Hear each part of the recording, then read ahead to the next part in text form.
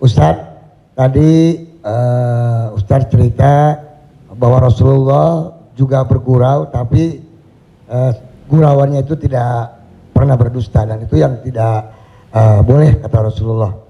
Sementara teman-teman pelawak sadar atau tidak sadar lawakannya itu banyak berdustanya juga Ustadz, cari-cari mengada-ada kan, karena memang tujuannya untuk membuat orang tertawa. Mohon dijelaskan kembali oleh Ustadz Abdul Somad batasan bagaimana di dalam melawak yang tidak boleh berdusta, sehingga kalau memang ternyata pelawak tidak boleh berdusta dalam melawakannya, mungkin saya sedang pikir-pikir dulu untuk melanjutkan profesi gini Ustadz.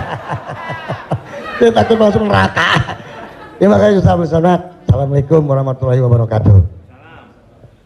Ada saatnya kita ilustrasi, menceritakan suatu kisah. Jadi sebetulnya para penulis novel Islam pun dia sebenarnya kisah itu ada juga yang fiktif atau dicampur antara nyata. Bahkan Buya Hamka menulis kisah campuran antara tenggelamnya kapal Panderwick adalah campuran antara nyata dan fiksi. Apakah ketika orang bercerita tentang fiksi itu dia berdusta? Tidak.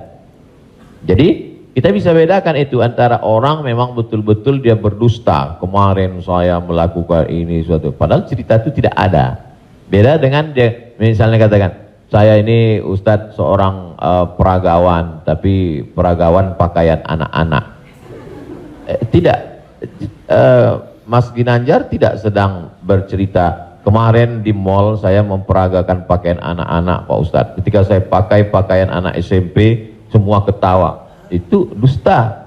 Tapi ketika dia katakan cerita awal tadi, semua orang tahu bahwa dia tidak sedang memperagakan pakaian anak-anak. Dia hanya sedang menunjukkan tentang dirinya.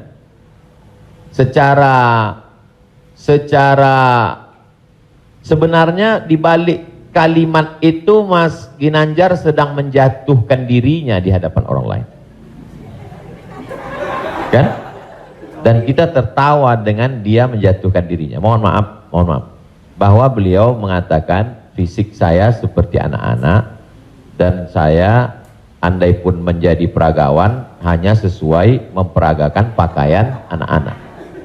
Hari ini orang tidak menjatuhkan dirinya, dia menjatuhkan orang lain, menjatuhkan tokoh agama, menjatuhkan ustadz.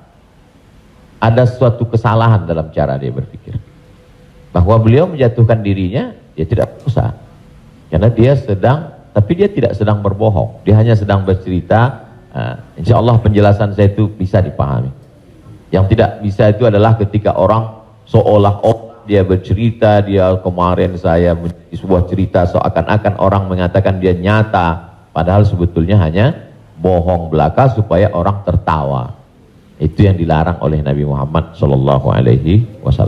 Wallahu a'lam.